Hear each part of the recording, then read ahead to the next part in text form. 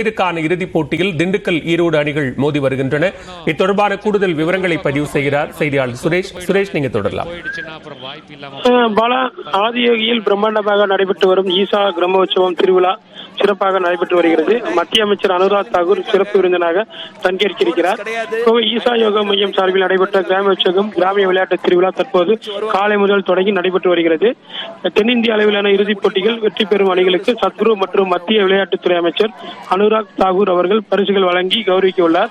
ஆண்களுக்கான வாலிபால் போட்டி, பெண்களுக்கான த்ரோபால் போட்டி, இருபாலருக்கான கபடி போட்டிகள் என 4 பிரதான போட்டிகள் இறுதிப் போட்டிகள் காலை முதலாகவே நடைபெற்று வருகிறது. ஆதியோகி முன்பு நடைபெற்று வருகிறது. தற்போது 12 மணிக்கு மேல் தொடங்கிய விளையாட்டுப் போட்டிகள் தொடர்ந்து நடைபெற்று வருகிறது. முன்னதாக அரையிறுதிப் போட்டியில் திருநெல்வேலி ஆண்களுக்கான அரையிறுதிப் போட்டி கபடி போட்டியில் திருநெல்வேலி மற்றும் விருதுநகர் அணியினர் மோதினர். அதில் இரு அணிகளும் கடுமையாக மோதிக்கொண்டனர். இறுதியில் திருநெல்வேலி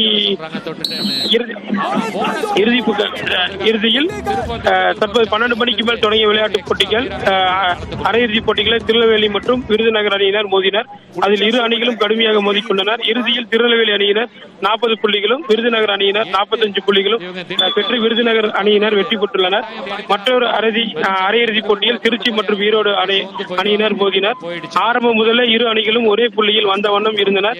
இறுதியாக திருச்சி அணி 31 புள்ளிகளும் ஈரோடு அணி 33 புள்ளிகளும் பெற்று ஈரோடு அணியினர் வெற்றி பெற்றனர். இறுதி போட்டிக்கு முன்னேறியது. தற்போது விளையாடிக் கொண்டிருக்கும் வீரர்கள் தொழில்முறை வீரர்கள் அல்ல, மூட்டை தூக்கும் கூலி தொழிலாளர்கள், விவசாயம் மற்றும் மீனவ குடும்பத்தைச் சேர்ந்தவர்கள் என்பது குறிப்பிடத்தக்கது. தமிழக அளவிலான பெண்களுக்கான கபடி போட்டி அரையிறுதியிலிருந்து அரையிறுதிப் போட்டியில் வெற்றி பெற்ற அணிகளான ஈரோடு மற்றும் திண்டுக்கல் அணியினர் இறுதிப் போட்டியில் தற்போது விளையாடிக் கொண்டிருக்கிறார்.